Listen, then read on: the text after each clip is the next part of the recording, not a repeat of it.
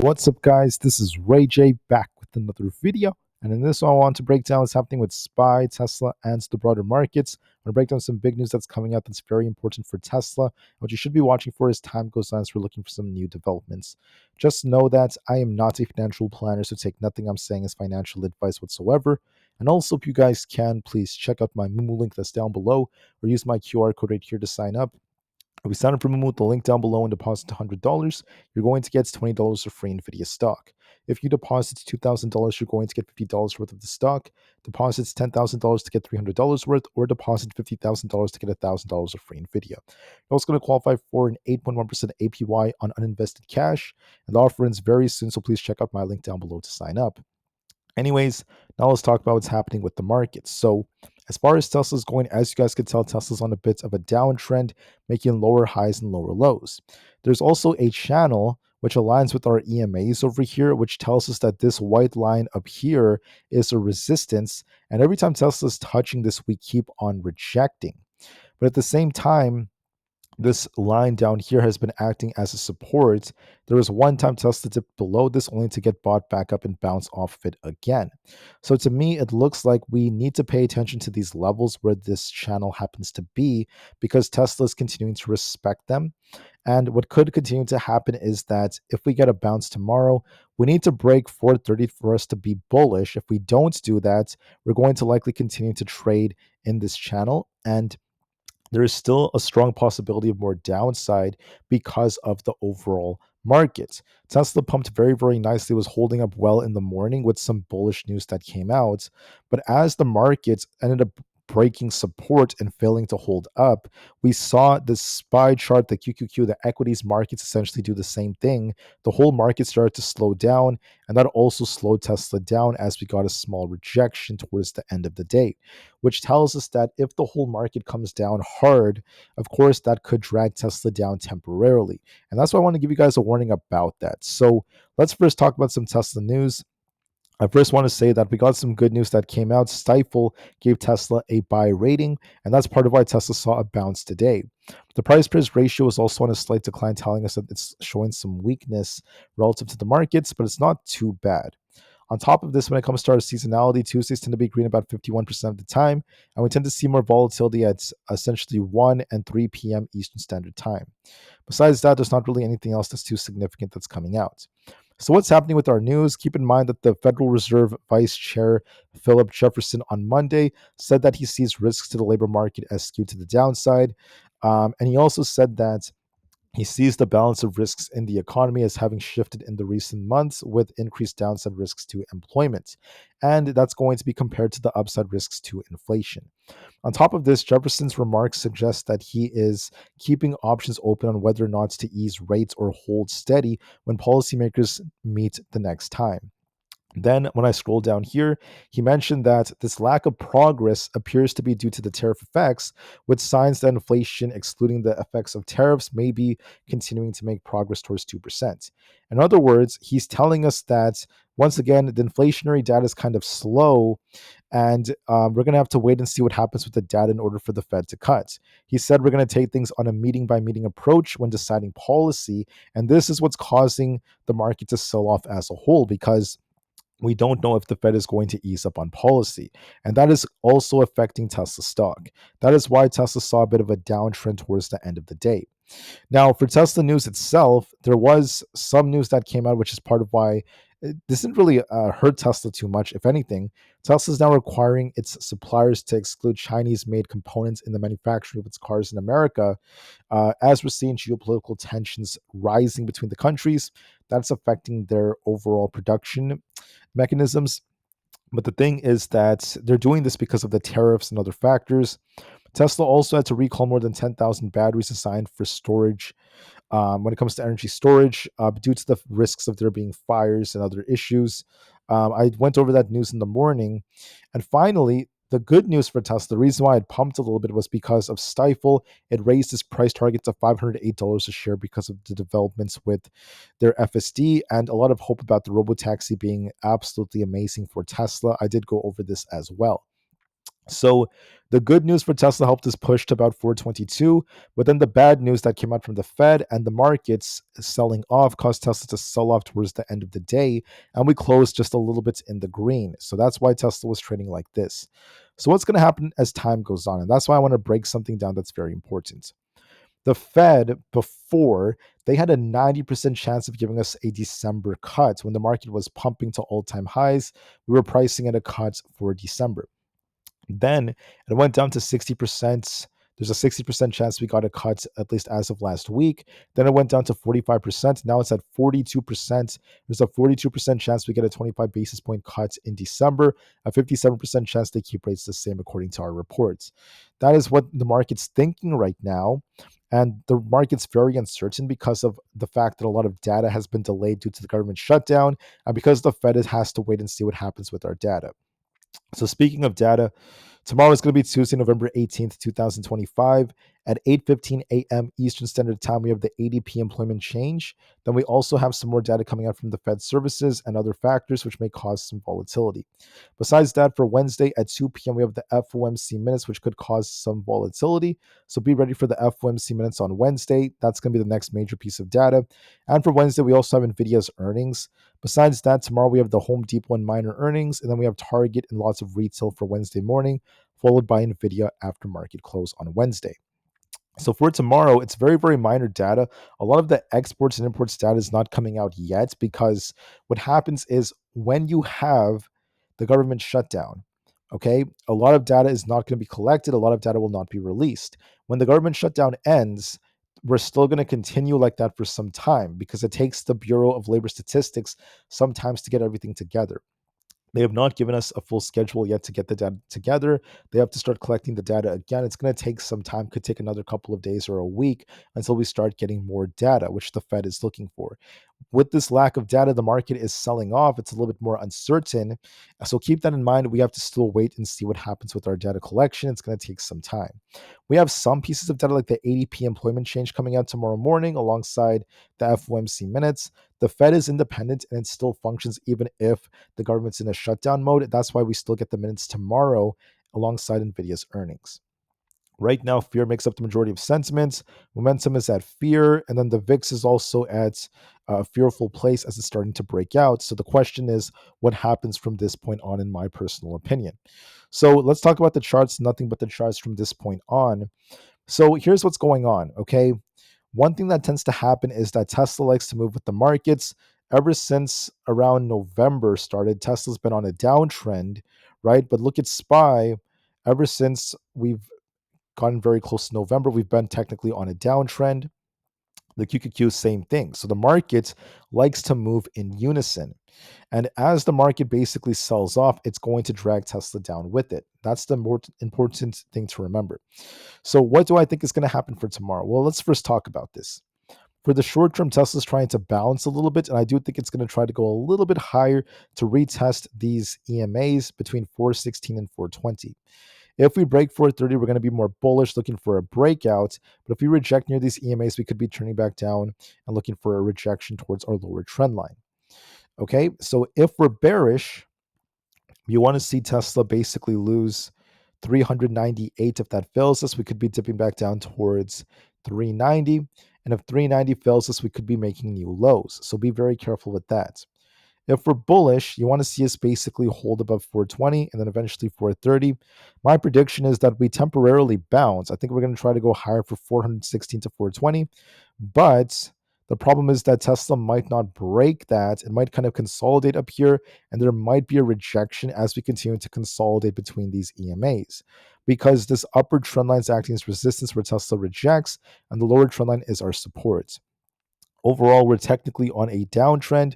Unless we get back above 430, we might kind of pop and drop and consolidate before turning back down, in my opinion. On the 4-hour time frame. On the daily time frame, we're also stuck in the middle as we are continuing to reject, so be very careful with Tesla. We're going to see if Tesla ends up retesting this key level. I would like it if Tesla retests like 368 to 370 before we try to see a major bounce, but I can't guarantee that level.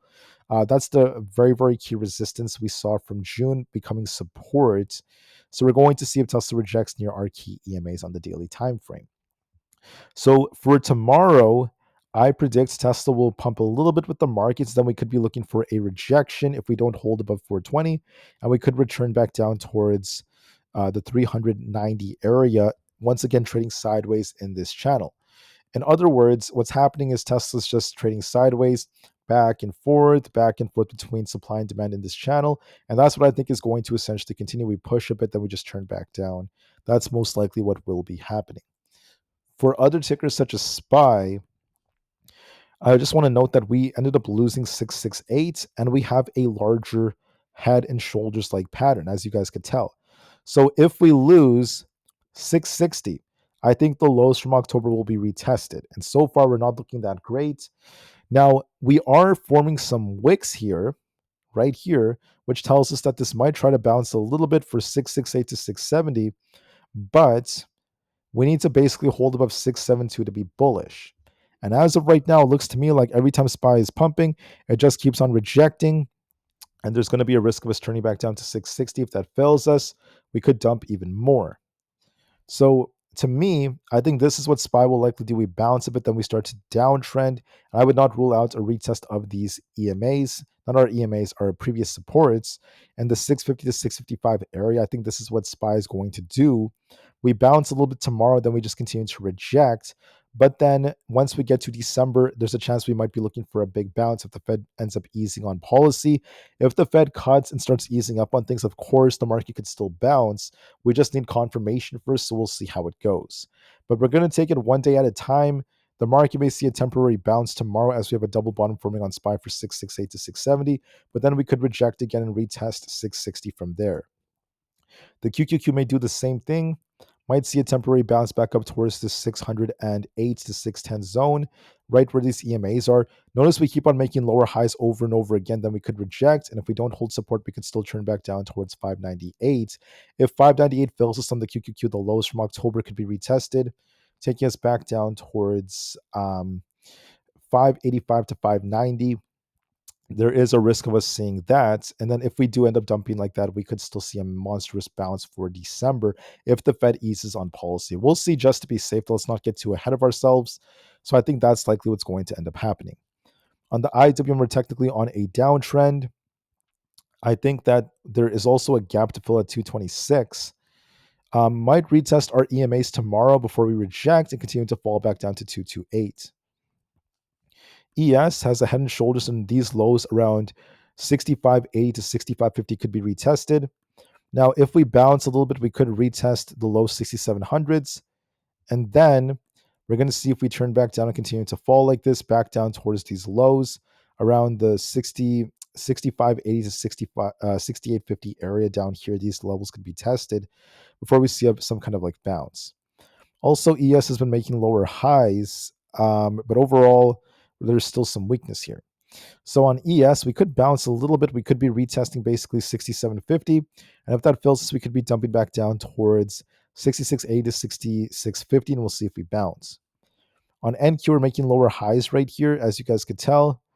However, I do think we bounce a little bit back up to 25,000 or a little bit above that before we turn back down and continue to downtrend just like this. Once again, retesting these lows, and we're going to be likely dumping back down to 24,500, so keep that in mind. For Bitcoin, we're making lower highs and lower lows.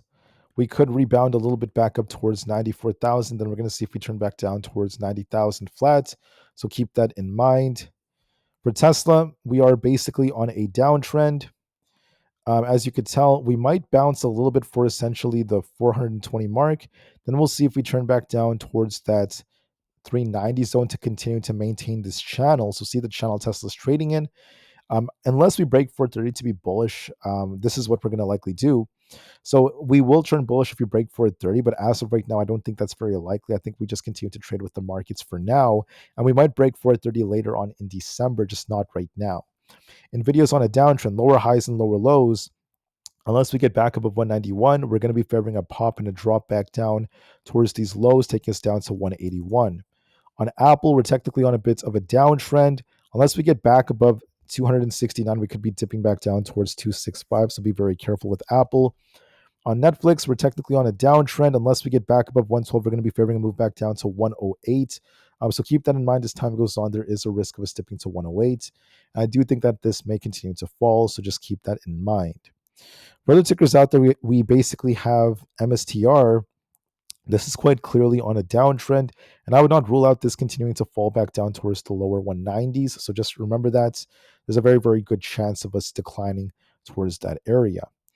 So that's going to be very, very key for how we end up moving. So make sure you watch the key support, especially as we get closer to 190, and we'll see what happens at least after that. For other tickers out there, we also happen to have Celsius, which is technically on a downtrend, favoring a move back down to 38. On Supermicro, we're technically on a downtrend, favoring the low 32.5 area, and Palantir is rejecting. Unless we hold above 177, we're going to likely consolidate and dip back down for 165. Rivian's on a downtrend, favoring 14.2, and SoFi is also going to be favoring a move back down towards 26 to 25. AMD is also on a downtrend. We're going to see if we hold support. If we're above 245, it's going to be bullish. If we don't hold that, we could be dipping back down off this head and shoulders back down towards 235. Might pop a bit before it starts dipping to 235. On ARM, we're trading sideways here. If we end up losing 138, we're looking for a dump. But if we break 144, we're bullish. I anticipate consolidation. PayPal is dipping right here. We're going to see if we reclaim the 62.5. It might retest that before it continues to fall, so keep that in mind. For Coinbase, we're technically on a downtrend, so we could be dipping back down towards 257. 255 after 260 will likely be tested. On Amazon, we basically have this 231 area and 239 is our resistance. We're going to likely consolidate before we continue to fall back down. Looking at Meta, we're technically on a downtrend. It could be dipping back down to 600. We're going to see if it holds. If it doesn't, there's going to be a risk of us retesting 595. On Google, we have a double top here. We're going to be watching 284 as our support and 292 as our resistance. It could bounce a bit for 289, especially because Berkshire Hathaway took a big stake in it. But we're in a range right now. We're not really breaking up or down, so it could be retesting 290 for a temporary bounce. Microsoft could be retesting 509 to 512, and we'll see if it rejects. Oracle's looking bearish, favoring a move back down to 211. We'll see what happens from there. Just a few more. The VIX, it's testing resistance around 23. So what I think is happening is this has an inverse head and shoulders, but we're testing tough resistance at 23, might come down a bit and consolidate around the 21 to 20 area before the inverse head and shoulders pans out for the left shoulder, head and right shoulder. And we should be looking for a breakout to 28 very soon on the VIX as the market likely comes down. The 10-year is going to be adjusted depending on the Fed. The dollar also has like a left shoulder ahead. Maybe it's going to form a right shoulder before it bounces, which tends to be bearish for stocks. And crude is kind of flat. So tomorrow, SPY could retest 668 to 670 before it rejects and then comes back down to 660. The QQQ might bounce a little bit before it rejects. It could be retesting 608 to 610 before it rejects and turns back down to 598. If we lose those supports, we're going to be turning more bearish. And as the market kind of pumps and dumps, I would not be surprised if Tesla pumps for 420. We need to break 430 to be more bullish. I will turn more bullish if we break it, but I don't favor that. I think the odds favor is kind of like pushing and then rejecting and continuing to maintain this channel. See the channel where Tesla's making lower highs and lower lows, bouncing between this lower trend line and upper trend line. And this is what Tesla will likely continue to do for now. That's my prediction. A pump and dump like on Tesla for the time being. Of course, we could turn super bullish once we get to December if the Fed eases on policy and if we get some kind of big shifts. But as of right now, we don't have confirmation. So keep that in mind. Thank you for listening, guys. Have a good rest of your guys' days and peace out.